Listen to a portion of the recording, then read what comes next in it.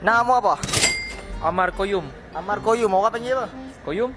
Okey, okey, okey. Weh, minyak kita tak ada nak buat rancau. Macam mana sikit? Nampak macam pernah. Okey, kita ada masalah teknikal sikit tadi. Umur berapa lah ni? Umur 20 something. Asal mana? Pasal orang susah. Susah dimiliki. Soalan paling famous. Pernah bercinta tak? Pernah? Dengan dia lagi ke dah putus? Rahsia. Habis konten aku sampai sini je ni. Ha?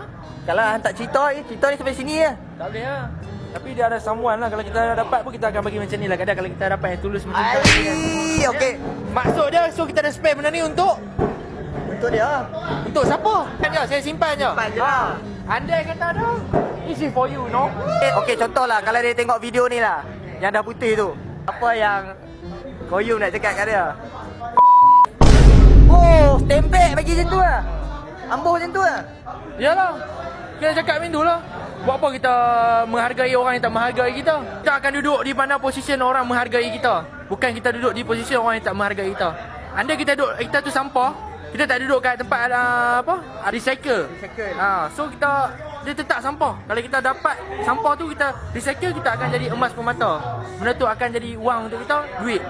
So orang cakap macam mana nak kata? Permata lah. Tempat yang mana dihargai. Faham tak? Faham. Macam orang yang ada wang mamsam. Wang ham. Benar cinta? Duduk.